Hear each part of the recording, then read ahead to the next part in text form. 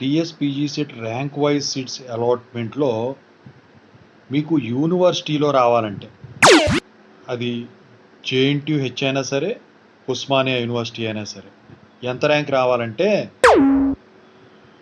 Hi viewers, welcome to this channel. ముందుగా అయితే updates miss అవ్వకుండా ఉండాలంటే ఈ ఛానల్ని అయితే ఖచ్చితంగా అయితే సబ్స్క్రైబ్ చేసుకోండి. ఈ వీడియోని అయితే లైక్ చేసి షేర్ చేయండి. టెలిగ్రామ్ లింక్, వాట్సాప్ లింక్ రెండు డిస్క్రిప్షన్లో ఉన్నాయి. ఖచ్చితంగా అయితే జాయిన్ అవ్వండి. పీడిఎఫ్స్, మెటీరియల్స్ వాటి కోసం ఎప్పుడన్నా వీడియో పెట్టినప్పుడు అప్డేట్ మిస్ అవ్వకుండా ఉంటుంది. అయితే ఇందుట్లో వచ్చేసరికి ఏంటంటే చాలామంది స్టూడెంట్స్ అడుగుతున్నారు, నిన్న Telangana PG set ranks release అయినాయి.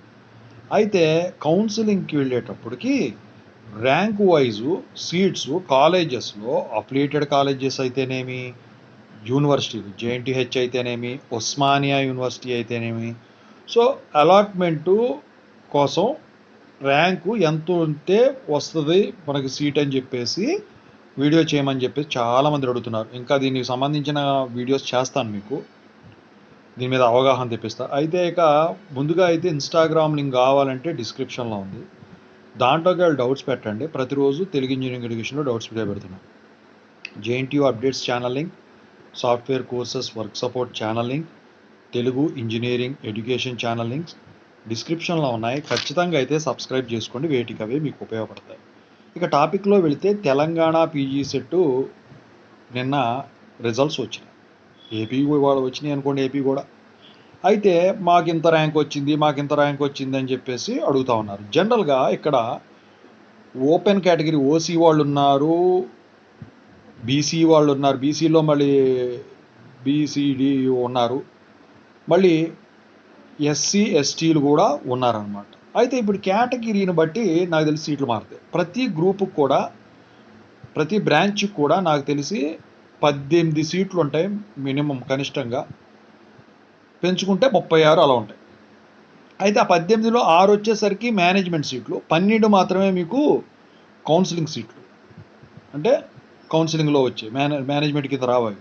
అయితే ఆ 12 సీటుల్లో కేటగిరీ వైజ్గా బీసీకి 3 అని, ఎస్సీకి 5 అని, ఓసీకి 1 అని, ఇలా మామూలుగా చెప్తున్నా. అంటే మళ్ళీ బీసీలో కేటగిరీలు ఉంటాయి కదా, వాటిలో అలా వాటిని విభజిస్తారనమాట.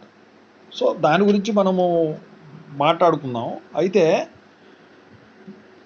కేటగిరీ వైజ్గా ఎలా ఉంటుందో అలా ఉంటుంది మీకు. అయితే ఇప్పుడు ఏంటంటే TSPG CET rank wise seats అలాట్మెంట్లో వచ్చేసరికి యూనివర్సిటీల్లో అంటే జేఎన్టీహెచ్లో కానీ, ఉస్మానియా యూనివర్సిటీలో కానీ రావాలంటే ఎంత ర్యాంక్ రావాలి, సో ఇలా అడుగుతున్నారు.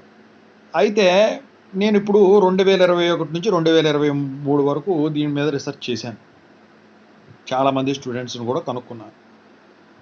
ఇప్పుడు అందుట్లో ముఖ్యంగా ట్రిపుల్ ఈసీ, సిఎస్సి మీద మాత్రమే ప్రస్తుతానికి నేను చెప్పగలనండి. మెకానికల్, సివిల్ ఇంకా మిగతా ఏమి ఉంటే తర్వాత నేను గ్యాదర్ చేసి చెప్పగలుగుతాను.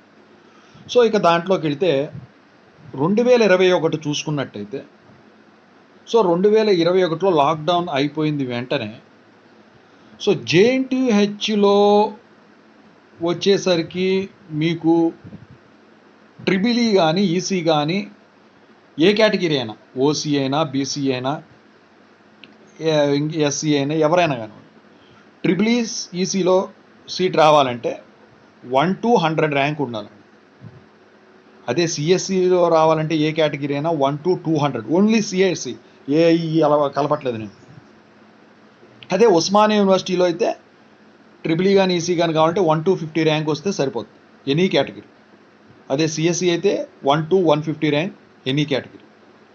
ఇక అదే సంవత్సరంలో అఫిలియేటెడ్ కాలేజీలలో ఎలా జరిగినాయి అంటే అడ్మిషన్స్, లాక్డౌన్ అయిపోయింది కదా, అప్పుడు ఎక్కడ పడితే అక్కడ జాయిన్ అయిపోయారు స్టూడెంట్స్. కాంపిటీషన్ కూడా తక్కువ ఉంది అప్పుడు, ఎందుకంటే అప్పుడు లాక్డౌన్ వల్ల సాఫ్ట్వేర్ కోర్సులు బాగా డిమాండ్ పెరిగి సాఫ్ట్వేర్ జాబులు ఫుల్గా ఇచ్చారనమాట, క్యాంపస్ రిక్రూట్మెంట్ల ద్వారా అయితేనే. అయితే ఎంటెక్లు ఎవరు ప్రిఫర్ చేయలే అప్పుడు. అయితే అఫిలియేటెడ్ కాలేజెస్లో ట్రిపుల్ ఈ కానీ, ఈసీ కానీ సీట్ రావాలంటే బీసీకి 1 to 1500 ర్యాంక్ వస్తే సరిపోయేది. అయితే వీళ్ళే సర్టిఫికెట్లు ఇవన్నీ తీసుకుని కొన్ని కాలేజీలు అయితే కౌన్సిలింగ్ కూడా వెళ్ళే పని లేకుండా వాళ్ళే చేసేసారు డబ్బులు కట్టించుకొని. ఇక అదే సంవత్సరంలో అఫిలియేటెడ్ కాలేజెస్లో బీసీలకి ఎస్సీ ఎస్టీలకు వచ్చేసరికి సిఎస్సిలో సీట్ రావాలంటే అఫిలియేటెడ్లో 1 to 1700, ఎందుకంటే సిఎస్సి ఎక్కువ జాయిన్ అయ్యారు కదా అప్పుడు. ఇక ట్రిపుల్ కానీ ఈసీ కానీ ఎస్సీ ఎస్టీలో ఎవరైనా జాయిన్ అయ్యే వాళ్ళు ఉంటే 1 to 2000 ర్యాంక్ వచ్చినా సరిపోయేది. ఇక ఎస్సీ ఎస్టీలో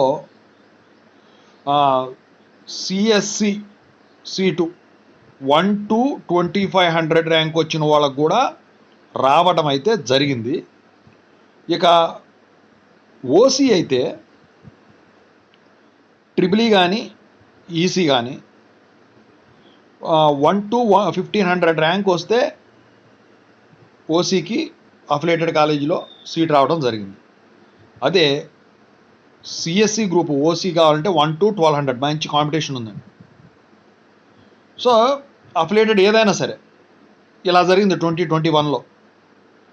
ఇక 2022కి వచ్చేసరికి జేఎన్టీహెచ్లో అయితే 2022 పాస్డ్ అవుట్ వాళ్ళు బాగా వచ్చారు, సాఫ్ట్వేర్ డౌన్ అయిపోయింది బాగా. స్టూడెంట్స్ అంతా క్యాంపస్ రిక్రూట్మెంట్ రావట్లేదని చెప్పేసి ఇక వచ్చేసరికి పీఈ సెట్లు రాసుకున్నారు.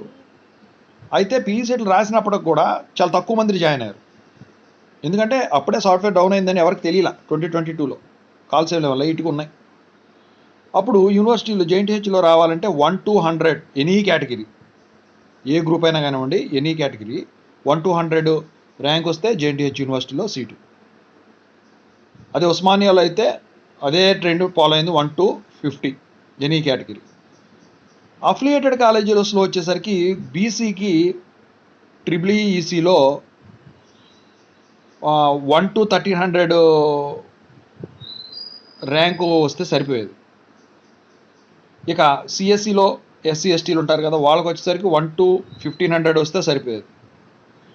ఇక అదే ఎస్సీ ఎస్టీలు ఉంటారు కదా ట్రిపుల్ ఈసీలో, వాళ్ళకు 1 to 1800 ర్యాంక్ వస్తే సరిపోయేది.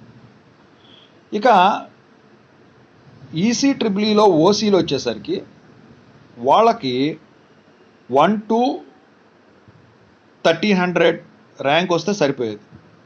అదే సిఎస్సిలో అయితే 1 to 1000 వచ్చినా కూడా సీట్ వచ్చింది. సో ఇది అఫిలియేటెడ్ కాలేజెస్ 2022లో. ఇక 2023లో వచ్చేసరికి ఏంటంటే కాంపిటీషన్ పెరిగింది.